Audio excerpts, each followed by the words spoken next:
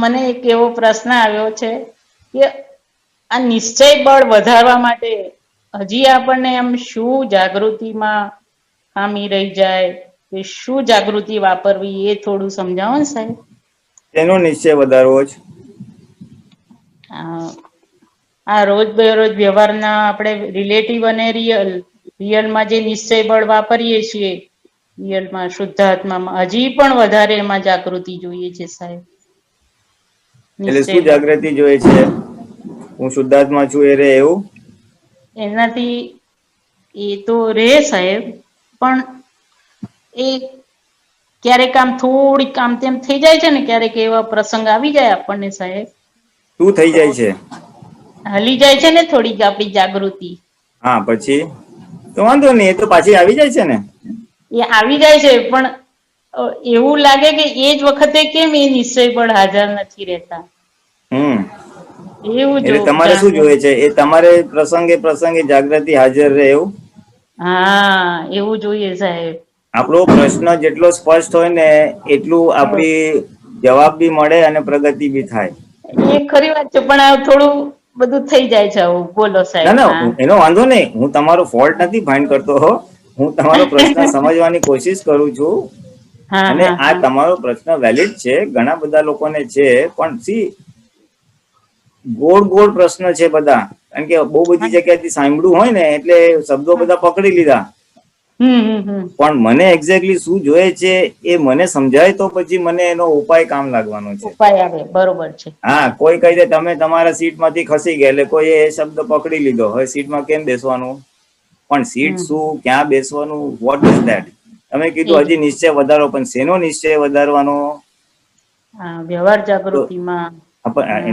એટલે તમારે વ્યવહાર સાદવાદ કરવો છે એ તમારે આત્મામાં રહેવું છે, જ્ઞાતા દશા રહેવું છે એ તમારે શેનો નિશ્ચય જોઈએ છે? You must be clear. આપણો જ્યાં સુધી ધ્યેય સ્પષ્ટ ના હોય ત્યાં સુધી એ પુરુષાર્થ બધા હા એવી જ નથી થવાના ને. હા એટલે એ સાહેબ એ જે વ્યવહાર કરતા કરતા જે નિશ્ચયની જાગૃતિ ઓછી થઈ જાય છે, હાલી જાય છે, એ મારે ખાસ સમજવું છે સાહેબ. હલી જવું વસ્તુ જુદી છે અને નિશ્ચયની જાગૃતિ ખસી જાય છે એ વસ્તુ જુદી છે. એમ એવું? હા સમજાવો ને સાહેબ. હા નિશ્ચયની જાગૃતિ એટલે હું આ દેહ થી જુદો છું, ફાઇલ નંબર 1 થી છૂટું છું, એ નિશ્ચયની હા જાગૃતિ કહેવાય. નિશ્ચય બરોબર એટલે આત્મા. હું આત્મામાં રહું હા અને આ ફાઇલ નંબર 1 થી છૂટો છું એવું મને રહ્યા કરે તો એ નિશ્ચયની જાગૃતિ કહેવાય. હમ.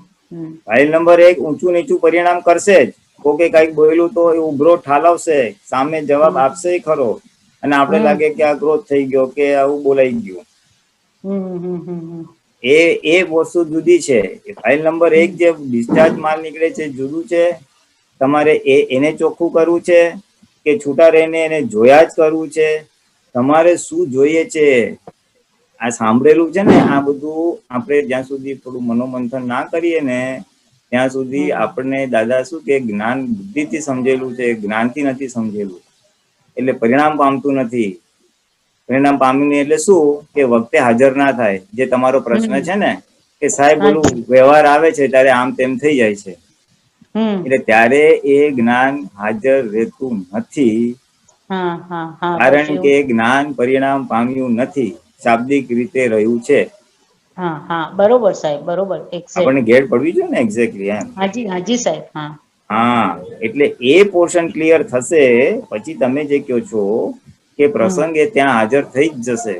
કારણ કે મારી હમ સમજ બી ક્લિયર છે, મારો નિશ્ચય બી ક્લિયર છે. હમ પોતાપણું મારે નથી કરવું, નક્કી કરું પછી મારું હમ સમજ ક્લિયર હોય અને શું કામ નથી કરવાનું નહી ખબર હોય એટલે પછી જે સંજોગ પ્રમાણે મારે વયા કરવાનું છે. એટલે સંજોગ આવે તો પછી હું ડખો નહી કરું કેમ આમ કરું શું કર્યું, દાદા એ કીધું જવાનું ડખો નહી હમ કરવાનો અને મારે એટલે પ્રયોગમાં મુકાય એવી રીતે. પણ હા એ સમજણ પ્રયોગ હોય, નિશ્ચય હોય ત્યારે તમે જે કહો છો જે હલી જવાય છે એ ભાગ નહીં થાય. કારણ કે નિશ્ચય કર્યો નથી ને. ના બરોબર છે સાહેબ. એટલે આ વિજ્ઞાન પ્રોપરલી સમજવું પડે. સાચી વાત.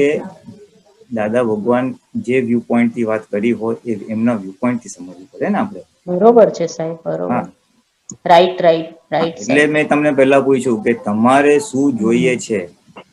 તમારે નિરંતર નું આત્મામાં રહેેવાની જાગૃતિ જોય છે એ કે તો વ્યવહાર જોઈએ સાત વાત થાય એવી જોએ છે? એવું તો ખાસ interlinked છે. નિરંતર રહેવું છે. હા હા શું એવું તો ખાસ જ જોઈએ, નિરંતર રહેવું છે આત્મામાં, તો નિરંતર રહેવું છે પણ એ સાહેબ. નક્કી કરો, કારણ કે આ અમારે ચોક્કસ વળી. હા એટલે તમારું હું તમે પોઈન્ટ રેસ કર્યો, હું તમને સીધો નથી કેતો, વાત જનરલ કરું છું, હું બધાને વાત સંબોધીને વાત કરું છું કે હમ આ સ્પષ્ટતાના અભાવે પ્રગતિ જોઈએ એટલી જણાતી નથી. કોઈને હમ બી પૂછો શું જોઈએ છે, બસ 5 આજ્ઞામાં રહેવું છે, પણ શેના હમ માટે? દાદાએ કીધું છે એટલે તમારું નક્કી કરેલું હોય તો તમે રોજ, તમે દિવાળી દિવસે 4 વાગે ઉઠવું છે નક્કી કરો છો, થાય છે ને મારે આટલા માણસોને મીઠાઈના પેકેટ આપવાના છે, આટલું બોનસ આપવાનું છે, નક્કી કર્યું છે તો થાય છે ને? બેંક થઈ બંધ જાય. થવાની હોય તો એના પહેલા જઈને કડકડતી નોટ લઈ આવો છો કે નહીં? વ્યવહારમાં એકો એક જગ્યા જ્યાં તમારું નક્કી કર્યું હોય ત્યાં બધા જ પ્રયત્ન થાય છે અને બધા જ પછી રૂપકમાં આવે છે, મોટા અંશે. ક્યારેક ના હા થાય, પણ એ ત્યાં કેમ થાય છે? કારણ કે એક્ઝેક્ટ. તમારો ધ્યેય છે. ક્યાં ધ્યેય છે હજી. એટલો હા જ ધ્યેય તમારો જે દિવસે આત્મપક્ષે મજબૂત થશે ને તે દિવસે મને પૂછવા બી નહીં આવો, તમે એની પાછળ લાગી જ જશો. અરે વાહ. અને વચ્ચે અડચણ આવશે તો જ પૂછશો, ભાઈ આ મારે કરવું છે પણ આમાં કયું જ્ઞાન ગોઠવવાનું? સાચી વાત છે, સાચી વાત છે સાહેબ. એટલે એ ધ્યેય પોતાનો જે દિવસે થશે, મોક્ષે જવું છે, જે હમ દિવસે પોતાનો ધ્યેય થશે કે મારે કોઈને દુઃખ નથી આપવું, બરોબર એ છે સાહેબ. દિવસે એની પાછળના બધી સમજણ પુરુષાર્થ એની પાછળ આવે જ, ખેંચાઈ જ જાય ઓટોમેટિકલી. અચ્છા, સરસ સરસ. હા એટલે આ બધું, આ બે વસ્તુ ઇન્ટરલિંક છે. ખાલી આત્મામાં રહેવું છે, આત્મામાં રહેવું છે બોલશો ને તો હમ આત્મામાં કર્મોનો યારી હશે, ડિસ્ચાર્જ કર્મો તો રેવાશે, પછી હમ એમાં ડિસ્ચાર્જ ભરેલો માલ ઉભો થશે એટલે પાછું આવરણ આવી જશે. આવરણ આવી જશે. હા બરોબર. ડિસ્ચાર્જ મોહ કયો, ડિસ્ચાર્જ ક્રોધમાન માયાલોભ કયો, પોતાપણું કયો, નોંધ કયો, જે બી કયો, પ્રકૃતિનો જે ભાગ છે એ આવરણ સ્વરૂપે હમ આવે એટલે પાછું ખસી ગયા તમે, પછી એ ઉભરો હા ઠરી જાય એટલે પાછું આવી ગયા તમે. ઓહ બરોબર છે. હમ એટલે આ વિજ્ઞાનનો આ પોઈન્ટ ખાસ સમજવાનો છે. બોલવા માટે હમ તો બહુ સહેલું છે, આત્મામાં રહ્યો ને ખાલી જુઓ, આત્મામાં રહો ને ખાલી જુઓ શું થાય છે, પણ એ ખાલી જોવાનું બનતું નથી ને. સાચી વાત કારણ છે. કે આવરણનો અનુભવ. ફોર્સ વધી જાય છે. આવરણ નાનું હોય ને દદુડી જેવું, દાદા કે ને 1 ઇંચનો પાઇપ હોય ને, 1/2 ઇંચનો હમ પાઇપ હોય તો આંગળીથી તમે રોકી શકો, પણ 1.5 હા ઇંચનો હા પાઇપ હોય તો પાણીનો ફોર્સ એટલો કે આંગળી ખસી જાય. તો એ હા આંગળી ખસી જાય છે કારણ કે કર્મોનો ફોર્સ વધારે છે. કર્મનો ફોર્સ વધારે છે. બરોબર જ્યાં સાહેબ. સુધી એ ભાગ પર બી ધ્યાન આપવામાં નહીં આવે ત્યાં સુધી આ હમ ઉપયોગની અખંડતા નહીં રહે. એક્ઝેક્ટ છે. અમારો 1 લાઈનનો જે ક્વેશ્ચન છે ને, મારે 1 લાઈનમાં જો એને રીફ્રેઝ કરવો હોય ને તો ઉપયોગની અખંડતા કેમ રહે સાહેબ, એ મને કયો. ઉપયોગની અખંડતા એટલે શુદ્ધ ઉપયોગની અખંડતા. હાજી હાજી સાહેબ. એ તમારો પ્રશ્ન છે. મેં જરા શબ્દો પ્રોપર મૂક્યા. નહીં, હા હા એટલે બરોબર. ઉપયોગની અખંડતા શું કામ નથી રહેતી એ તપાસ કરવી પડે ને. સાચી વાત છે સાહેબ. અને એને બરોબર. એ કારણ જાય એટલે ઓટોમેટિકલી રહેવાનું છે. બરોબર છે સાહેબ. હા એટલે વ્યવહાર અને નિશ્ચય બંનેના પુરુષાર્થ જોઈએ. એકલો હમ નિશ્ચય પક્ષી ઢળી જાઓ તો ના ચાલે. સાચી વાત છે સાહેબ. દાદાએ તો ત્યાં સુધી કીધું કે વ્યવહારના બેઝમેન્ટ ઉપર નિશ્ચય ટકેલો છે. વ્યવહાર જો બગડ્યો તો નિશ્ચય બગડ્યો જ. સાચી વાત છે સાહેબ. હવે આ સૂક્ષ્મ વાત, મેન પાયાની વાત જ્યાં સુધી ના સમજાય ને ત્યાં સુધી ઉપરથી જ્ઞાનના થીગડા જ મારવાના છે. એટલે બરોબર. કોઈનો વાંક નથી, I am just trying to say કે આમાંથી બહાર કેવી રીતે નીકળવાનું. હા હા હા હા. વ્યવહારના પાયા પર નિશ્ચય ટકેલો છે. વ્યવહાર શુદ્ધ કરીએ છૂટકો. આ શરીરના પરમાણુ શું કે છે કે તમે અમને અશુદ્ધ કર્યા, તમે ક્રોધમાન હમ જાચ કર્યા, હવે તમે અમને ચોખ્ખા કરો તો તમે મોક્ષે જશો. શુદ્ધાત્મા થઈ બરોબર. ગયા એટલે દ્રષ્ટિ ફેર થઈ ગઈ, પણ પરમાણુ ચોખ્ખા કરવાના બાકી નહીં. કરેક્ટ સાહેબ કરેક્ટ. હા એટલે વ્યવહાર અને નિશ્ચયને તમે જોશો ને આખો કોન્સેપ્ટ, આ વસ્તુ દાદાએ ભારોભાર એક જગ્યાએ મૂકેલી છે.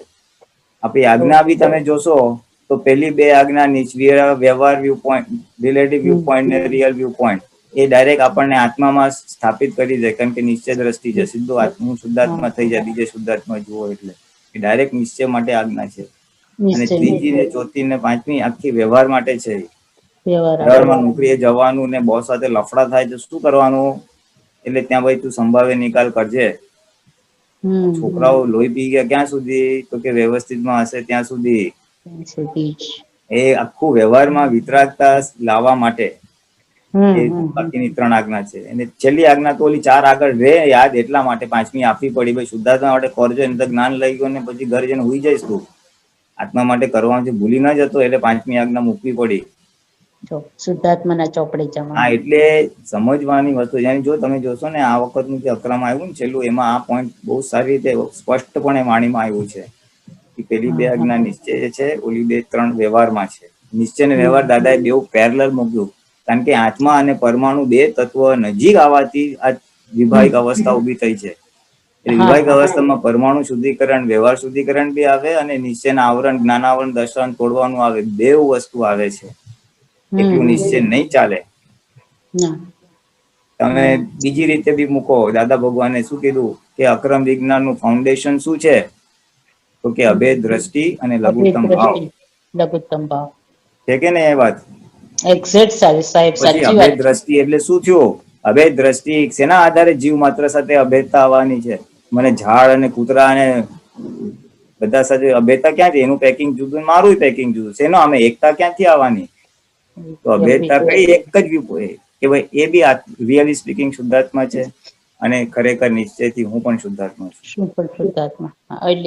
એ 2 જણા શુદ્ધાત્મા તો શુદ્ધાત્મા છે, એટલે અભેદ દ્રષ્ટિ છે. જેટલું હું એને શુદ્ધાત્મા સ્વરૂપે જોઈશ એટલી વાર હું બી શુદ્ધાત્મા રહીશ, એવી શુદ્ધાત્મા રહેશે, અને આખી અભેદતા આવશે. અને અભેદતા જીવ માત્ર સુધી નહીં આવે તો મોક્ષે નહીં જવાય, કારણ કે અક્રમ વિજ્ઞાન નું આ ફાઉન્ડેશન છે. પછી ખાલી ત્યાં મૂકી દીધું તો ના. લઘુત્તમ ભાવ કે તો એ લઘુત્તમ ભાવ આત્મામાં છે, લઘુત્તમ ભાવ વ્યવહાર માટે મૂક્યો છે. વ્યવહાર માટે છે લઘુત્તમ ભાવ, અને હું કઈ જાણતો નથી. વ્યવહારમાં જેમ જેમ આપણે લઘુ થતા જશું, તેમ તેમ નિશ્ચયમાં ઓટોમેટિક ગુરુ થશું. આ વાત આપણે લગભગ બધા જાણે છે કે વ્યવહારમાં જેટલા લઘુ થશું એટલે નિશ્ચયમાં ગુરુ થશું. એટલે દાદા કે ને વ્યવહારમાં અમે લઘુત્તમ. લઘુત્તમ એટલે નાનામાં નાના, આખા નાનામાં નાના. હા, જીવ માત્ર દુનિયાના બધા જ જીવોથી અમે નાનામાં નાના. કોઈ કે તમે ગધેડા જેવો તો દાદા કે એનાથી હું તો નાનો છું વ્યવહારમાં. નિશ્ચયમાં ગુરુતા, મારાથી ઉપરી કોઈ નહીં. મારાથી ઉપર કોઈ નથી આત્માએ કરીને. એ તો કુમારીજી બોલે છે ભગવાને મને વશ થઈ ગયા છે. એ અલગ વ્યૂ પોઈન્ટ છે, એમના બાજુ રાખો. પણ ગુરુતમ અને લઘુત્તમ જે દાદા સમજાવે છે કે વ્યવહારથી ગુરુ થશો તો ઓટોમેટિકલી નિશ્ચયમાં ગુરુ થશો. નિશ્ચયમાં પ્રગતિ દાદા કે એ થઈ જ જશે, અને એ અનિવાર્ય છે. વ્યવહારમાં લઘુ આવું અનિવાર્ય છે તો નિશ્ચયમાં પ્રગતિ થશે. એટલે વ્યવહારમાં લઘુત્તમ, નિશ્ચયમાં ગુરુત્તમ, અને રિયલી સ્પીકિંગ અગુરુ લઘુ સ્વભાવ. તત્વ સ્વરૂપે લઘુ અગુરુ લઘુ એટલે વધઘટ વગરનું છે. એટલે વ્યવહારનું જે લઘુત્તમ પદ એટલે શું? હા, બોલી તો દીધું લઘુ લઘુ, પણ એટલે વાય લઘુત્તમ, શેના માટે લઘુત્તમ? એ વિજ્ઞાન તત્વ રૂપે સમજો ને તો કામ થઈ જાય. વ્યવહાર એટલે આ પેકિંગ છે. આ મન વચન કાયા, આ શરીર વ્યવહાર મન વચન કાયા જ કરવાનું છે ને. એટલે મન વચન કાયા જે વ્યવહાર કરે છે એમાં તમે લઘુ એટલે ડખો ના થાય. એક તો તમે પૂરું કરી નાખો છો, તમારી કોઈ અપેક્ષા રહી નથી, જે જ આવે છે તમારી સ્વીકૃતિ થાય છે. હા, એટલે તમે આખા ના આખા પૂતગલ પક્ષમાંથી ખસી જાઓ છો, વ્યવહાર શુદ્ધિકરણના પક્ષમાં છો તમે.